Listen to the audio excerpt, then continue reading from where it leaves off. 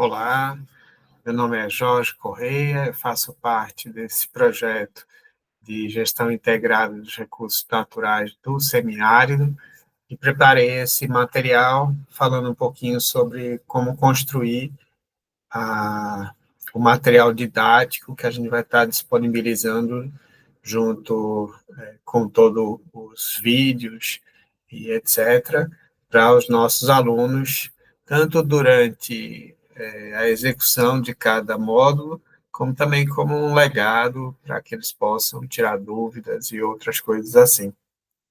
Então, aqui é esse conjunto, né?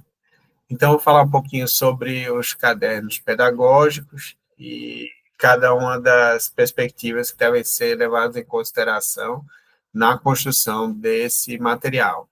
O primeiro ponto é que a linguagem deve ser acessível e envolvente, afinal, esse é um curso na modalidade de educação à distância e para técnicos e agricultores. Então, a linguagem tem que ser mais simples, sem muitos jargões ou frases muito longas, tem que ser um tom de conversa, aquela ideia de que o leitor, o autor do texto está falando com o leitor e não para o leitor, como algo mais distante, né?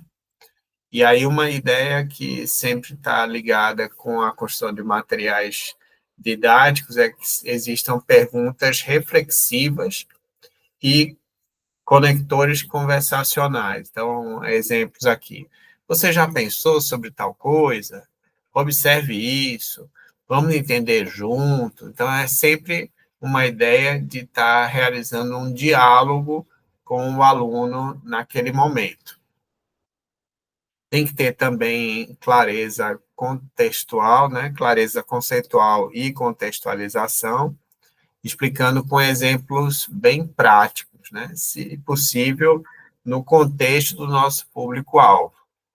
Evite citações mais teóricas, esse tipo de coisa, prefira releituras e paráfrases, fazendo reflexões sobre o que já foi escrito, que está lá na literatura, obviamente trazendo conceitos científicos, mas isso de uma forma mais didática para esse público-alvo que a gente tem, sempre tentando fazer uma relação entre teoria e prática. Como é que devem ser esses cadernos, né? A ideia é que haja uma estrutura orientadora com títulos e subtítulos. Geralmente o título é uma coisa um pouco mais ampla e o subtítulo é dentro daquele tema maior, o que é que você vai estar falando especificamente naquela sessão ou naquele capítulo, né? Que ajudem na navegação e na retomada de conteúdos por esses alunos. Use bastante palavra-chave, às vezes até colocando em negrito. Finalize as suas sessões fazendo síntese, atividade de reflexão ou até mesmo perguntas abertas. Lembrando que eles não vão postar atividades lá no Google Sala de Aula. Eles vão refletir sobre esses conteúdos, tirar dúvidas ao longo das aulas. As aulas vão ser pelo YouTube, mas lá eles vão poder fazer também suas perguntas no chat. Também, além disso, né, eles vão poder, naquelas 4 horas adicionais, fazer perguntas já diretamente para o professor. Aí eles vão ter acesso a um link do Google Meet e lá vocês vão poder tirar dúvidas diretamente com cada um deles.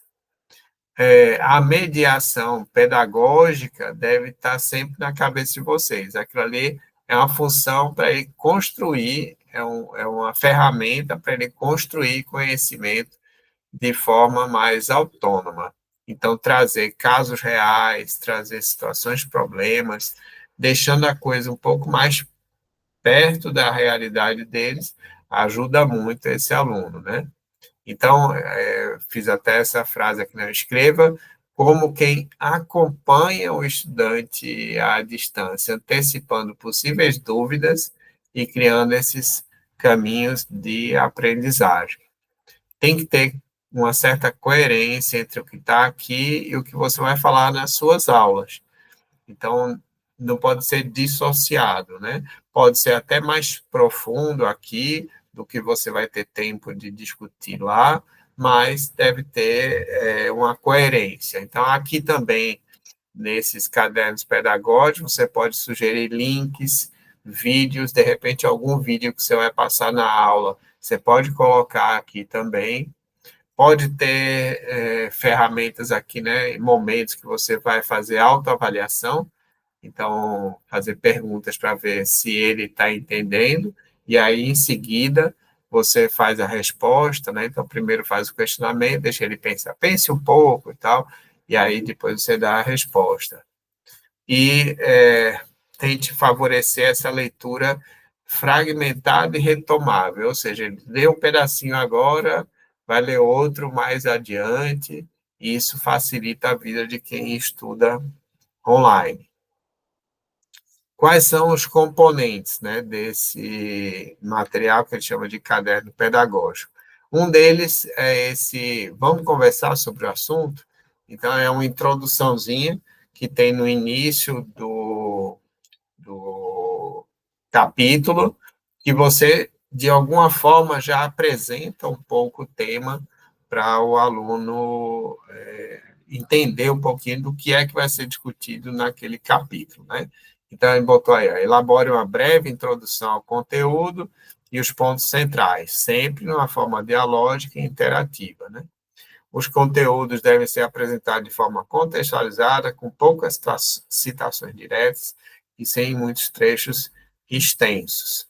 E aí um exemplo, né? Tente conversar com o autor usando a primeira pessoa do singular, contextualizando o conteúdo que você está propondo, né?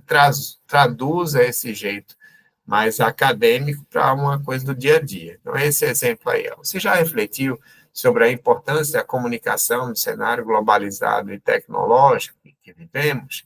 E aí começa a discutir, né? Que tal desenvolver estratégias para aprimorar a sua forma de comunicar?